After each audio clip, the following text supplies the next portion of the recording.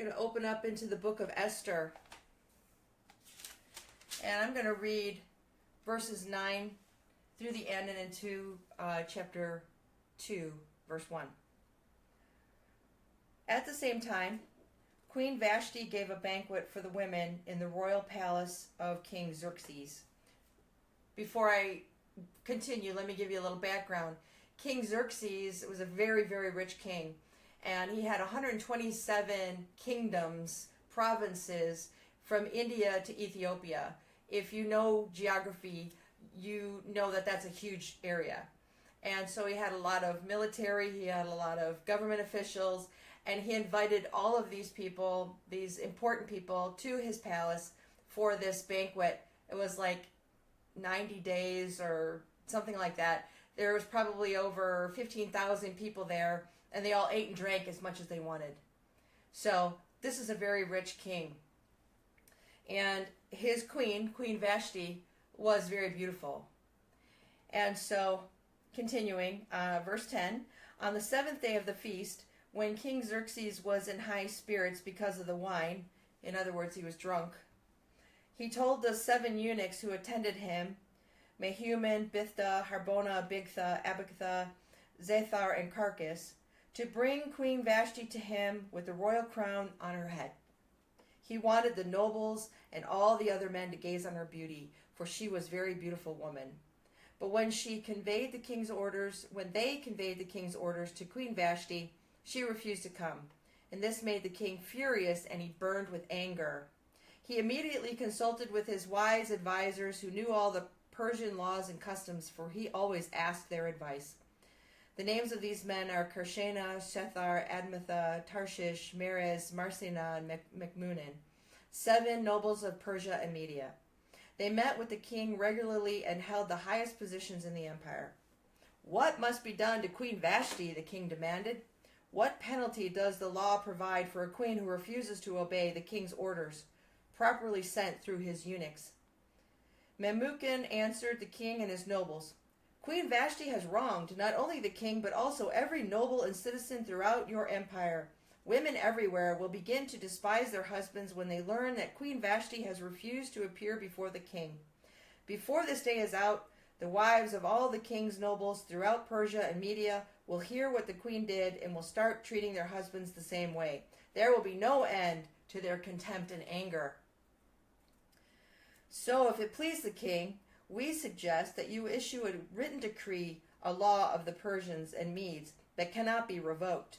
It should order that Queen Vashti be forever banished from the presence of King Xerxes, and that the king should choose another queen more worthy than she. When his decree is published throughout the king's vast empire, husbands everywhere, whatever their rank, will receive proper respect from their wives. The king and his nobles thought this made sense. So he followed Memucan's counsel.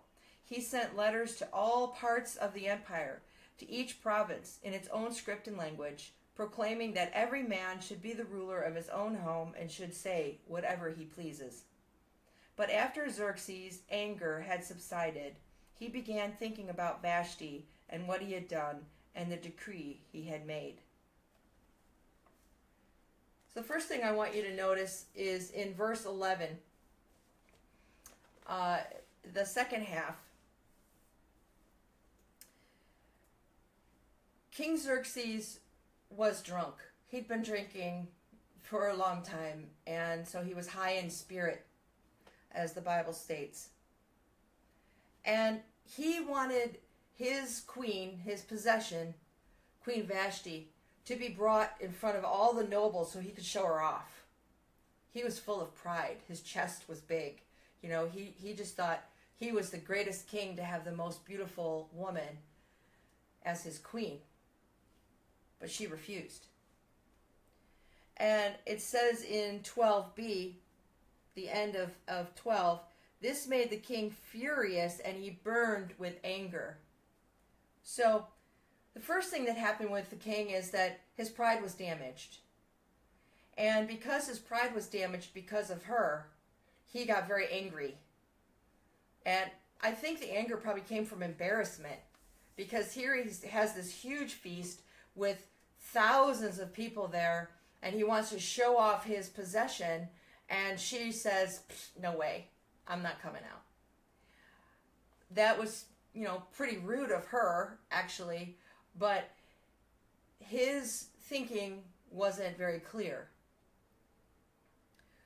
So in verses 13, 15, and 21, he's talking to his eunuchs, he's talking to his wise counsel and his wise advisors, and he's saying, what should be done about Queen Vashti? What should we do to take care of this? Because they had him thinking that all of the husbands in that city of Susa, where they were, that all of them and through the provinces would have no more control over their wives. So he was angry at that thought. So he wanted revenge because Queen Vashti didn't do what he wanted. So then he was very quick to act. And in verse 19, the advisor Memucan says, you should create this law that cannot be revoked to banish Queen Vashti from your presence. In other words, kick her out of the palace. That's not a good thing for a queen. But he was so ruled by his pride and anger that he agreed. And he acted without thinking about the consequences. But then, unfortunately, when you go over to the last verse we read tonight, in chapter 2, verse 1, when his anger subsided, he felt regret. He regretted banishing her because he signed it with his signet ring and everything, and it could not be revoked. He couldn't change his mind. So how is that applicable to our lives today? How is this story about King Xerxes from the Old Testament, how is it applicable to 2017? Well, I'm going to tell you. We can easily get our pride damaged when we have a high expectation or any expectation from someone or something or some situation. And we can then burn with anger. We can become angry because we cannot control that situation. Now, I don't know about you guys, but I tend to be a control freak. And I'm just so thankful that God is like molding me and softening me and creating a new person, transforming me. But I still struggle with control at some level. And that was the same with King Xerxes. He wanted that full control over his possession. And that's how it is for us. We want control we have these pillars of control around us that we keep to protect us, but it blocks us in too. And we get really frustrated and angry. So then we act. Someone hurts us, we want revenge. Because we couldn't control their behavior, we want to hurt them, or we want revenge on their lives, or we cut them out of our lives forever. We burn a bridge. That's never a good thing. But then we act and we don't think about what the consequences are going to be. Just moments before I started this Bible study tonight, Joe was telling me about a man here in Korea who got so upset about a man listening to music while he was painting his apartment that he wouldn't shut it off, that the man cut the guy's rope and he fell and he died. The painter died. Now talk about not thinking about the consequences. That's terrible. And we do that on small levels and on big levels. And it creates all this drama in our lives, right? So that after we react, whether we say something harsh or we hurt somebody's feelings or we burn a bridge or we create something terrible out of something very maybe small even, something we can't control, after that all subsides, after the drama calms down, after we can take a breath, or maybe it's we slept over on it and then the next day we're thinking about, oh, what did I do? Regret sets in. Just like with King Xerxes. It said that after his anger subsided, he began thinking about Vashti and what he had done. And that's what we do. And then we have to go to the person, if this has to do with a person, and apologize and be peacemakers. And, wouldn't it be better just to not even worry about controlling the situation at all to start with? So you don't have to go through all these emotions and bad feelings and then regret. Because regret is a killer in the Christian life. And we can regret small things and big things. And on my website, I talk a lot about regret and how you can be healed from regret. But why go through all that when you could start from the very beginning and you can pray today and you can say, Lord, please forgive me of my pride. Please help me with my pride.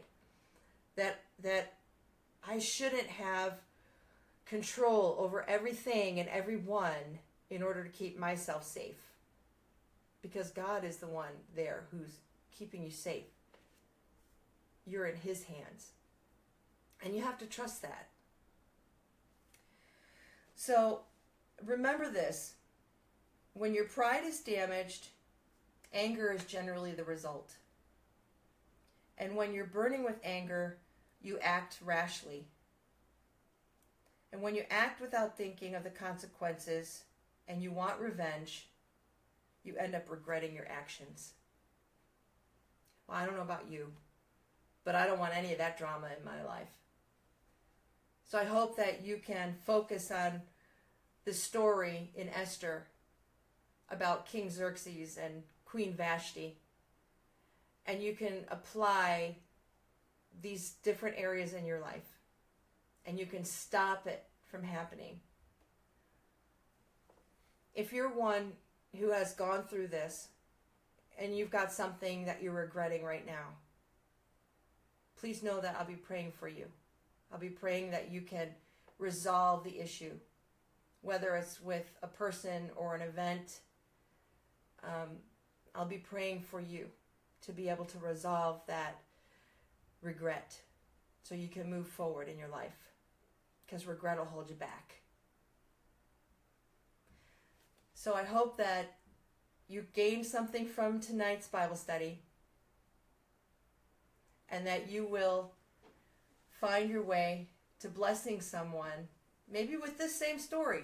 Share it with someone that needs to know that regret is not a good thing, and that pride and drama create that regret. So be blessed and be a blessing.